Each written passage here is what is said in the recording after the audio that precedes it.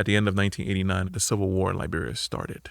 I'm 11 years old. I mean, I'm talking bullets flying, rockets going back and forth. A rocket had fell on my house, and there were no survivors. So I thought maybe my family was in hiding in my old house, and they had all been killed. We left Liberia. We were now officially refugees. So we come to America, and the gap between my expectations and reality is huge.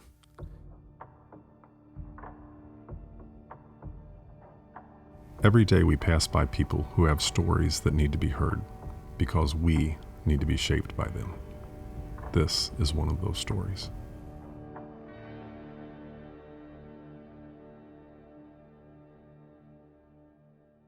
Marcus Doe. Sir, it is a privilege to have this day with you. It's really good to be here. Really good to be here. Well, you know, there's been a couple of different times where I've been able to be around you and listen to you talk, listen to you articulate about life and about the Lord and about your own personal journey. And when I heard just a little bit of it, I thought, man, that's a guy that I would like to get to know better, and I would like to know more about his story. And you actually have this great TED Talk that you have out, which we're going to link to in the show notes here for people to see, that talks about your unique journey. And I know we have the confines of a short podcast, video cast we're doing here to talk about that. And I know, man, your life can be unpacked and unpacked and unpacked and unpacked all over. But what I wanted to talk to today was about your time when you were a refugee and you came to the United States. And that is a unique experience, and one that I think is timely for us to hear about now. We always have refugees coming to the United States. But I thought that you could add to this conversation. So again, thanks. Thank you. I'm glad to be here. Thank you. I'm glad to talk about it. And let's go. All right. Well, Marcus, take us back to you being a 5-year-old boy. Where were you? What did life look like? What was going on in your universe? At the age of 5, as we're in the mid 80s at this point. Just started school. I'm the youngest of 6 children between both my parents. My oldest brother is 21 years older, so there's a big gap between my oldest brother and myself. I am going to an elementary school where it's a private school, so my parents invested a lot in my early education. My father is the assistant director for administration of the Secret Service of Liberia, West Africa, a small country. And my mother works at the University of Liberia, where she mops floors. My mother is barely literate. And I figured that out pretty quickly after I started going to school, that she can't really write her name or pronounce words or read. I saw that as a tragedy as a young boy. My father is really high up in at this point in the government of Liberia, which at that time is ruled by a man named Samuel Doe, which have the same last name. But he's a dictator who had come to power through a military coup and had killed most of the people in the last regime, which my dad coincidentally worked for as well. My dad was a hardworking man, a man of a kind of work ethic. Work was important to him, and he valued his work, and he did the work that he did. My dad was pretty early on became a hero. He was, every boy wants to look at their father as a hero. My dad was particularly so. We became interested in the same things. He loved soccer, and so did I, and took me to games. And he was Saturday mornings, I'm hanging with my dad. And I grew up pretty much. My mom, my cousins now would say, "Man, you were so attached to your mother as a boy, being the last one." My mother never had any girls, so when I was the last one, she kind of took hold of me. So it was a great growing up in the 80s. By 1988, my mother unfortunately went back to her village She came back and she became very sick. And it was, what we found out was that my mother was poisoned at some point. And we took her to every Western hospital in Liberia. She actually ended up going to witch doctors around the country. And in April of 1989, I was just about to turn 10. My mother died. Very unexplained. But that shook my world. But that was probably one of the first places that I felt that God was meeting me and I wasn't paying attention. I'll take you back just probably about 6 months or a year before my mother died. I will say my parents were Christian. They went to the Methodist church every once in a while. But when things got tough, they went back to African animism. My older brothers were more involved in the church than I think my parents were. I wasn't involved in the church, really.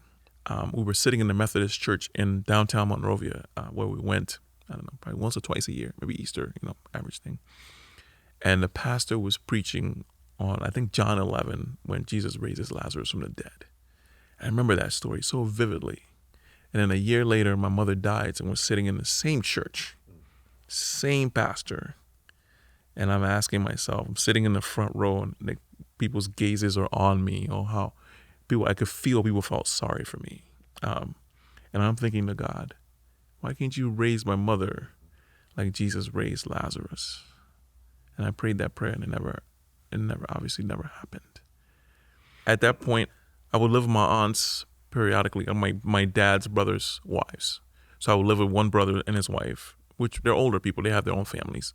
So just so I could have a motherly figure that I was familiar with, my Aunt Dolly took me for a week. My Aunt Julia took me for a time. My Aunt Annie took me for a time. So I was with them. And then when I came home, my older sister took care of me. But eventually I ended up back home. At the end of when I got back home, it wasn't long before the Civil War in Liberia started. And then another big change took place in Liberia. At the end of 1989, a man named Charles Taylor had trained, was in the United States, fled and escaped prison here. Another story. Got to West Africa and trained up an army and started to invade Liberia. When he started to invade Liberia, he or his minister of defense or one of his generals, I remember, got on the news and said, if you're from a certain tribe, if you're from President Doe's tribe, Dictator Doe's tribe, you will be killed. If you have anything to do with government forces or anything to do with the government, if you don't surrender, you will be killed. And if your last name is Doe, you're probably going to get killed. This is over the radio? This is over the radio as the rebel forces conquered more and more of Liberia and got closer to the capital city. So under 2 of those 3 counts, I knew we didn't stand a chance when Taylor's forces eventually took over the country. So we had to get out. Well, by the time we could figure out to get out, they had already taken over the airport and blocked off all of the exits to get out of the country. So we were in the city, stuck in the city. I had just turned 11 at that point. I'm a 6th grader. Looking back, you can see those events. How much in that moment how aware were you of everything breaking loose in Liberia? Man, it started to, at first when the war started, it was all the way in the north for 3 or 4 months. It would kind of die down and things would happen, but it was further from the city, so we never thought. We were still going to school. Well, about 6 months in, because it started in December, about May, we stopped going to school. And there were more soldiers in the city. And it was hard to get food in the city. And things just started to shut down gradually, and I realized this is getting serious. Our neighbors were from the Mandingo tribe, and they were also in the crosshairs of the rebels. So they fled. So I realized if they left the country, we should probably think about leaving the country as well. Well, my dad sat us down one Sunday evening and said, we're going to have to kind of spread out and go into hiding. I'm going to send you guys into different family members. So I got sent, being the youngest, to my oldest brother, not my oldest, my second oldest brother, who had just gotten married and moved out of the house and moved across town. And he's 27 or 28 at the time. So I went to go live with him. My dad said, pack clothes for 3 weeks because they're going to take over the city. I don't know what's going to happen, but pack clothes for 3 weeks. So I packed for 3 weeks and I left home. And when I got across town to my brother, the rebels reached that neighborhood quicker than they reached my father's neighborhood. And the fighting between the government forces and Charles Taylor's men was intense. It was August of 1990. And at that point, Sean, you have to imagine, we were eating one meal a day. News is barely getting in. We're listening to the BBC just to hear what's happening in our own country. And we're being harassed by soldiers from both sides. And they fought in my neighborhood all day. And when the fighting stopped, I mean, I'm talking bullets flying. You could hear the soldiers communicating as they're fighting. I mean, rockets going back and forth. At the end of that day, they started to tell people in the neighborhoods, you need to get out. Taylor's forces, who had taken over the neighborhood, said. So we started walking. And that day was when I realized this is very serious. Like, our society has fallen apart. We were walking, and as we were walking, they started to interview people and kill them about their tribe. If they couldn't speak their native language, they were killed. If they were too fat because they were deemed that they worked for the government, they were killed. If you looked at the rebels wrong, they were killed. And one of the things I realized that day was that the rebels were not exactly trained soldiers. They were teenagers. A lot of them were. Some of them I could say were my age. And they were doing the killing. And we're walking through, and I'm thinking, if anyone asks me my name, I'm going to be the subject of a bullet. I'm going to die. Well, we made it through. We walked, I'm not sure how many miles we walked, but it couldn't have been that far, maybe 5 or 6 miles.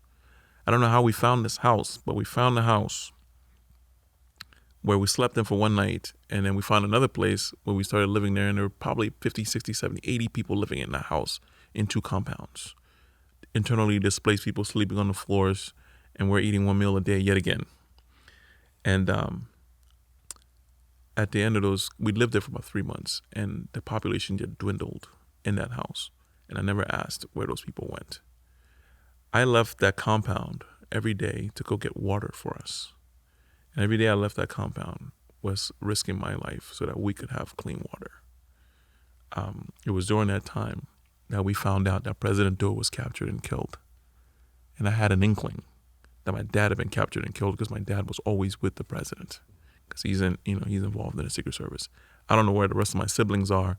I'm not sure my dad's alive. I'm on the other side of town behind Taylor's lines. And I have one sibling, my brother that I'm with. That had possession. He and his family. Yep. And my in-laws, his wife's family. That's who we're together with. In the war, we prayed every day at noon because our life depended on it. Like, I would pray that, man, God, just let me survive, or let us find food so we could eat. And we would pray, we would sing as kids. No one had to direct us to pray. Because at night, when the bombs started going and you had nowhere to go and you were holding on to whatever belongings you had, and those were many nights. They would fight at night. And all the warplanes would come through, the Air Force planes would come through and bomb. You're holding onto your bag and scared and crying. You're praying, right? You're hoping that there is a God that would save you out of this situation, because nothing else can. I used to pray that if I was going to die, I would die quickly. And I didn't get injured, because I wouldn't be able to find help. If I got badly injured, I would die slowly. When I left the house to go look for water, I would pray if someone caught me, if I became the subject of some rebel's fantasy or whatever, he'd kill me quickly. Yeah, that's the thoughts I had when I was 11. That is heavy thoughts for an 11-year-old. So peacekeepers come to Liberia because the situation is so dire, and they help kind of like calm the war down. And when the peacekeepers took over our neighborhood, we left and came downtown Monrovia, in the city. And what I saw in the city were kids who were they looked malnourished. But the problem was, I was looking at them. I was malnourished. I could clearly, I didn't recognize myself one time I looked in the mirror. Like, I could see my collarbones clearly. I could see my ribs clearly. One meal a day for 6 months. And it wasn't like a gourmet meal. There were no chickens, no nothing. It was just rice and greens, whatever we could find to eat. Coincidentally, at some point while we were in Monrovia, someone had told us that a rocket had fell on my house. They had seen my house, and there were no survivors. That's how they said, oh, a rocket, we saw your house and a rocket fell on it. So I thought maybe my family was in hiding in my old house and they had all been killed. So we got to the port. Monrovia is a port city. And somehow, some way, we were able to get passage to get on a ship to leave Liberia. When we got on that ship, I had seen so much death up to that point. I was so glad to get on the ship. And when we left Liberia, I told myself, I'll never come back to this country. I have just seen so much. And it was so, I saw the terrible side of human beings because people were turning other people in to get killed. I had never left Liberia. I'm 11 years old. I leave Liberia. We were now officially refugees in Ghana. Well, I've got to ask. Yeah. Because I was just thinking, before you said this last bit, Yeah. I thought, what a unique, odd responsibility your brother must have felt. Yeah. Because he has a wife, and then you said a new child. But he's also charged with making sure you're safe. Yeah. My brother made, if not for my brother, I'm not here today. My brother made the biggest decision, he and his wife, the biggest decision that changed my life. One, accepting me as a newly married couple, taking in an 11-year-old, going through the war, making sure I was okay, and getting me out of there. And then going to Ghana. And yeah, they took on a huge responsibility with me. So I just tried to keep my head down, do whatever they told me to do, be as respectful as possible.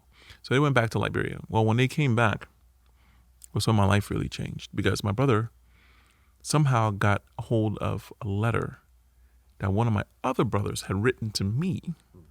They had met at some point, somewhere, while he was in Liberia. I don't know. I don't remember how long they were in Liberia, 3 months, 6 months, but they came back. And that letter was the letter that changed the way I saw the world. I opened the letter. I recognized the handwriting as my brother, who's 4 years older than I am. But we hung out. We're close in age, and his name's Lemuel. And he says, "Well, this is our situation." He's explaining how they're stuck behind rebel lines and they're eating one meal a day still, and things are hard, and the war has been still hard, and we're stuck in Liberia. And then he dropped the bomb. He said, "I want to let you know that our father turned himself into rebels, and he was executed. And his body was left out, and we couldn't do anything about it. And my whole world, like, I lost my mother 2 years prior. I didn't know I was an orphan. It's been at least a year and a half, and I'm an orphan. I'm living in another country. I've learned another language just so I could be able to communicate with the other kids in the neighborhood. And up to that point, I'm doing well in school because I want to impress my dad. I want to go back and say, "Hey, Dad, I lived in Ghana for a year. Look what I did," That wasn't going to happen. My heart was broken. I used to attend church with my friends on Saturdays, and we'd do Awana groups and those kind of things. Are you serious? Yes, absolutely. I went to Awana for the ping pong, and there were girls that went there, so that's why I went. But the teacher of I don't know what denomination it was, but I remember her asking us to sing the song, "Red and yellow, black and white, they are precious in His sight. Jesus loves the little children of the world." Well, I used to sing that song all the time. All of a sudden, it hit me. I don't think God loves me. Here I am. I have nothing. And it hurt. Did you find yourself becoming angry? I did, and the anger that I wrestled with was towards the person that killed my father and made me an orphan. And I wrestled with anger towards all of the child soldiers who had killed so many people in Liberia. I had anger towards Charles Taylor, all the people who started the war, Prince Johnson, warlord, all those people. Severe anger. And I was angry at my situation, right? I wanted to see my siblings, but I couldn't.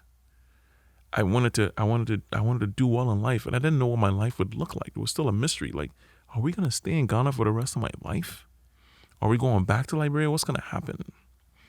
As we wrestled through that, I entered middle school, and for middle school, I had to travel quite a while, because there's no school buses, and you had to find money if you wanted to get to a good school. So my sister-in-law would give me money every day to take the bus home. And sometimes I would actually take the bus and go down to the refugee camp and look at the board to see if family members were in the camp or something was happening. Anyway, and then I would walk home. Or sometimes I would just walk home because I just wanted to be alone, and it was a long walk home, just so I could just be by myself. And most of the times I would cry because I was so tired of where I was in life. We moved across the city. I'm not sure why, but we did. And I had to take 3 buses to get to school. Waking up at 4 o'clock in the morning and taking 3 buses to get to school. And then at some point, we went in for the interviews. We applied to come to the United States as refugees. And we were accepted. We went through the interviews with the immigration folks, CIA folks. I don't know who they are. But they ask you the same questions 15 different ways. And that period takes like a year, right? We go through that process, that difficult process. Because when you're a refugee, you have to prove that you are who you say you are. You don't have any identification, right? That you are going to be persecuted if you return home. It's not safe for you to return to your country. So we got permission to come to the States, I think in October or November of 1992. And I came to America in March of 93. And I remember when we first got permission and everybody found out that we were coming to the States, people started to tell me things. I'm like, I don't want to go to America. You know, it's cold 9 months out of the year. It doesn't mean much in Arizona, but like it's cold 9 months out of the year. You're going to have to wear a jacket all the time. You can't really play soccer. Do you remember any of your own expectations of the United States? Yeah. I expected a lot more wealth. It's like you're expecting to get somewhere where things are just going to be happening. Like it's not going to be like this anymore. I'm not going to be poor anymore. I don't know what my brother and my sister-in-law expected. From what I expected, I thought my dream is going to come true. Way before my parents died, I wanted to be a pilot. And someone told me, Liberian boys never become pilots because there's just no schools. And I thought maybe I could be a pilot. It's like almost like, oh man, everything is possible now. Almost everything's possible. I'm coming to America. So we come to America, and the gap between my expectations and reality is huge. I get here and we're in Medford, Massachusetts in March. It just had a nor'easter. I'd never seen temperatures below 75 degrees, and here I was in the freezing cold. This seems very wrong. Right? Where I land and I'm in the 8th grade and I'm going to school, and it's March, right? The school year is almost over. And kids were mean. I spoke English just fine. When I get to the guidance counselor, she just says, you know, you're a transfer student. Okay, welcome. Here's your schedule. Here are your books. Here's your lock. The school's this, and your first period is here. I had no idea. And I struggled. I remember the first kid I told that I was from Africa asked me some pretty insensitive questions. I remember when the teacher asked me where I was from, and I said, oh, I'm from West Africa. Like every eye just kind of looked at me. And then the question started coming, oh, have you seen a leopard? I hadn't seen those things apart from the zoo, right? And I was just like, I'm never going to say that again. We left Medford and we moved to Maryland, and I entered high school. And my grades were terrible. My grades were terrible because I couldn't make sense of my world. The war has started back in Liberia again. My siblings are still there. I didn't have closure with my father's death, and things are happening. I'm not sure. And whenever I would sit down to take tests, when the room got quiet, my brain just went back to the war.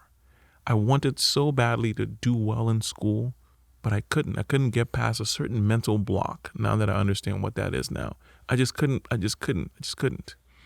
I became not a terrible student, but a terrible student. I wasn't disrespectful, but I would talk because I didn't understand. The teachers were talking too fast, or idiomatic expressions. Like, I mean, the kids had grown up together in the same neighborhood, so it was hard for me to make friends, hard for me to do anything. I didn't have the right clothing. We were poor. It was hard. It was hard. And when you say you were poor, describe now poor in the American context versus where you were pre-Civil War in Liberia. I mean, you went from being in the know on top of everything to I can't navigate anything.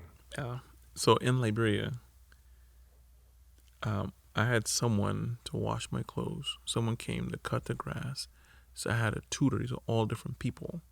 And a Secret Service guy would actually drive us from school to home.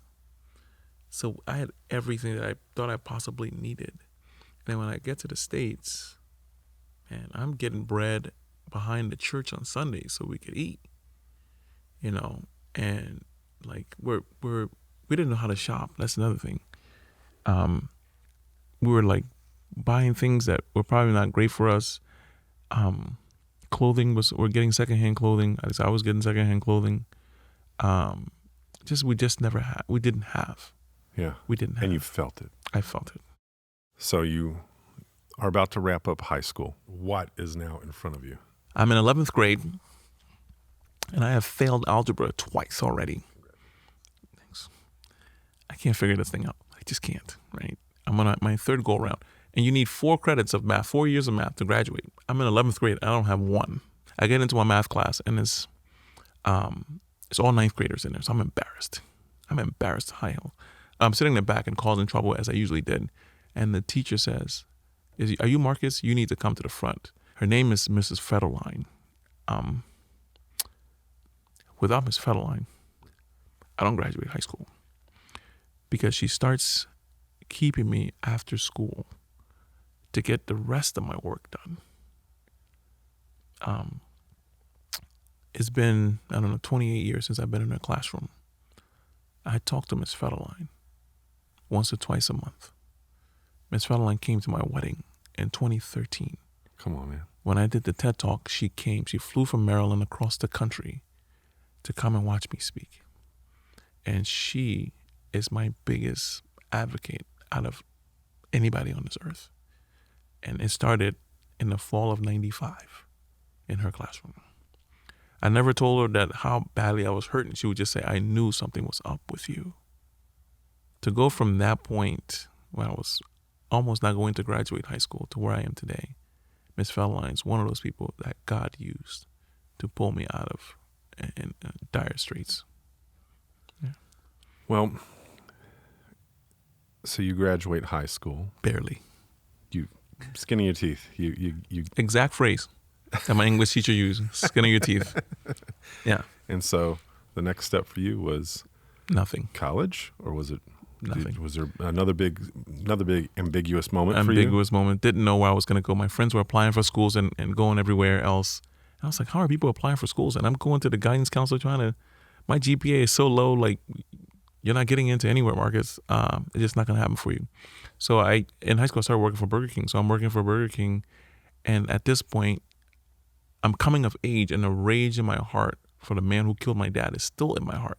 So I'm thinking, I'm going to do something, and I'm going to end up back in Liberia. I'm going to find the man who killed my dad, and I'm going to kill him, right? So I started working at Burger King, trying to save up some money.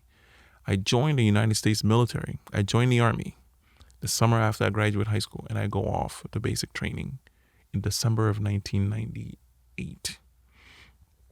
And I'm in basic training for about 2.5 months. When I get really sick and I go to the hospital, I'm learning, and the Army is perfect for me. I'm loving it. Like, it's rules, it's guns, it's great. And the doctor who sees me at the hospital says, you have a really bad heart murmur. You can't be in the military with a heart murmur like this, because if you were to get injured, your heart will get infected and you will die. So we have to discharge you. And the sense of failure that I felt being rejected by the Army, which I thought was my only shot to make something out of my life. I'm back home again. I'm working at Burger King again. All my friends are going off to college. No time. And I'm just sitting there. And one of the days, my boss at Burger King looks at me and said, man, what's happening with you? You always come and I used to get the newspaper every day and read, So you're always reading, how are you still here in Germantown? Why aren't you in college? I go, how am I going to get to college? He goes, well, you need to do better at school. He said, do you know that the public library is free? I had no idea the public library is free. I'm 19 years old. And the public library is actually between my job and home. So I started stopping at the public library every day, getting books, getting math books, getting reading books. And I enrolled in a community college and started taking classes. I ended up transferring to a bigger school, playing soccer at that school and doing really well and graduated a degree, and then I ended up teaching at a Christian school. It was during my interview at that Christian school when I first told my boss the real story of my life. And she says, man, you're welcome here. Like, you need to be here. God's doing something in your life and you got to go. So, and I still have this unforgiveness thing that I'm fighting with. I understand it.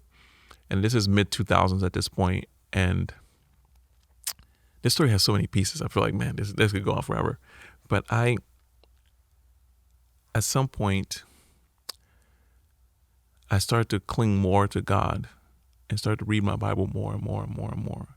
When I read the scripture in Matthew chapter 6, verse 14 and 15, if you do not forgive others, your heavenly Father will not forgive you. And that hits me like a ton of bricks, because I have this guy that I want to find and confront about killing my dad. And I'm confronted that I should forgive him. I never thought of forgiving him.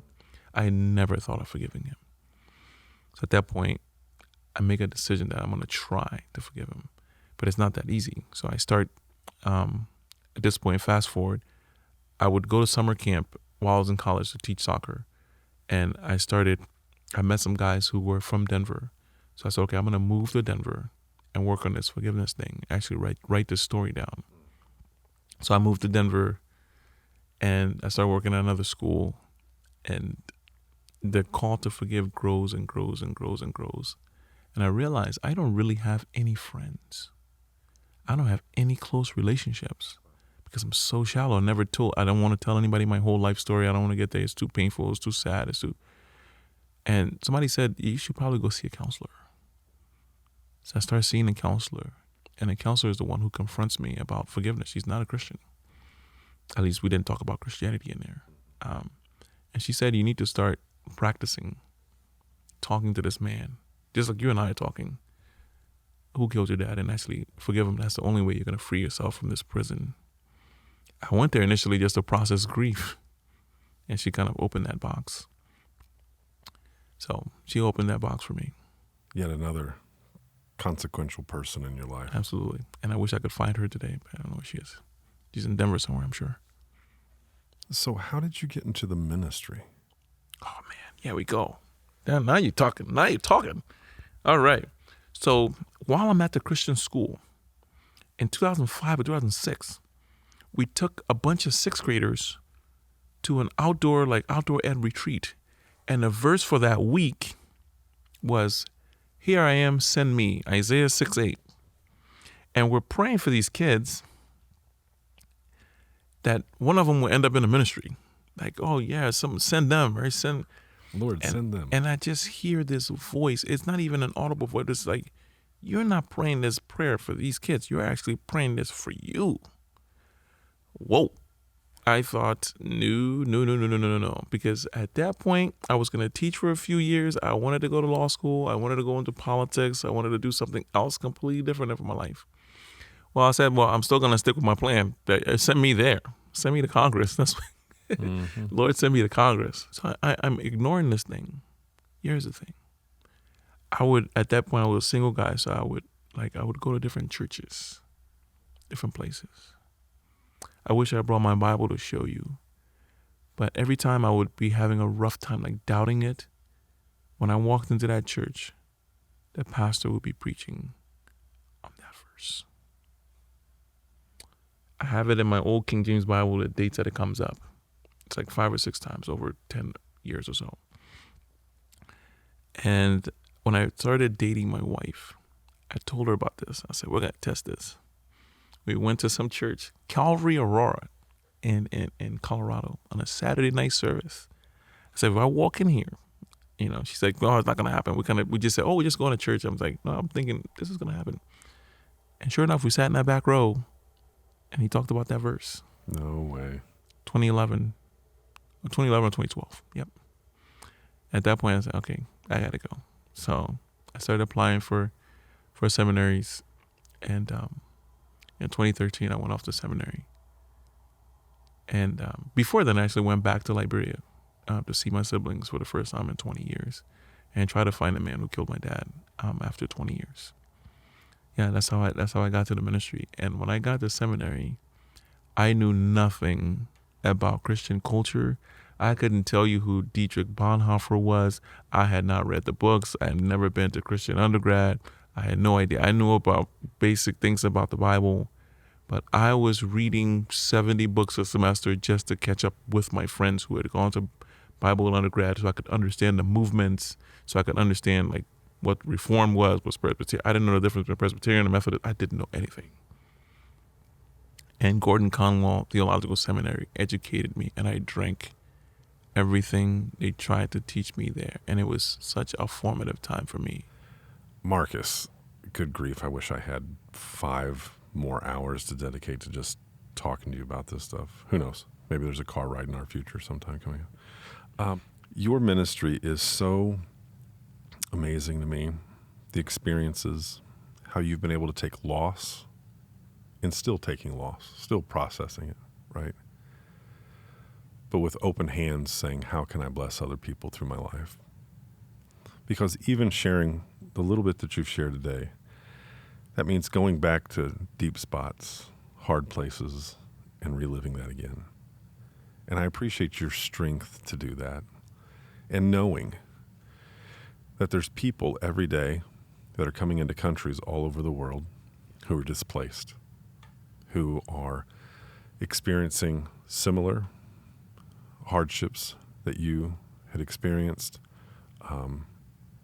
complex lives, trying to navigate culture and their own emotions and their own trauma and not having somewhere to process that or work through it or not even having the terms to grapple with it. Thinking of we as Americans having the refugee and even the immigrant that come in, what are some ways that you would inform us and you would say, hey, this is some things to consider when you see the guy at whatever store, or you go to church and this person happens to be at your church with this background. What are some things that you would say to us to inform us to be better people with him? I think I know that a lot of people who leave their countries probably didn't want to leave. They left because of some kind of hardship, some loss, some deep loss. They're coming with just their lives. They've lost in a sense of material things, culture, familiarity with systems and everything. They're coming to a new land, maybe even a new language. The patience, I think one of the things we can offer is an extreme amount of patience. I know folks want to get involved with refugees when they get here. Oh, I want to help. What they need, they need material things. They actually need a long-term view of relationship. If you're going to get involved with people who are coming to this country for the first time as refugees, be in it for the long haul. Like language barrier, be in for it. Schooling, be in for it. Helping them go shopping, be in for it. Helping them fill out job paperwork, be in for it. Listening to them, hearing their stories, be in for it when they're ready to tell you. It doesn't take 6 months. It doesn't take a year. You're probably looking at a 2, 3, 4, 5 year. Just take it as a friendship, a lifelong friendship that people need. Because in our country, there's a system for everything in America that we don't realize.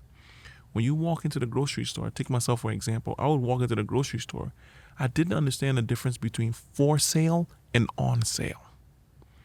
Everything in Liberia was on sale when it was on the shelf, like it was, right? In America, when something's on sale, it means it's on discount.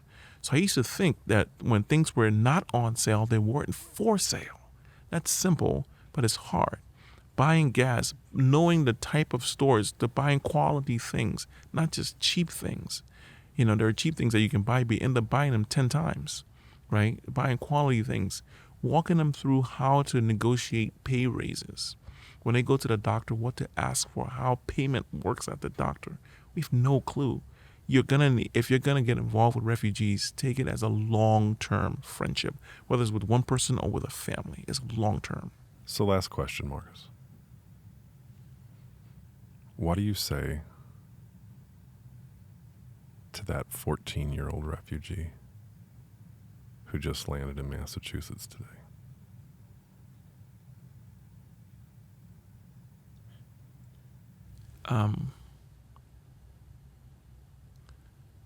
The confusion, the chaos, the expectations not being met, the unfriendliness of the kids.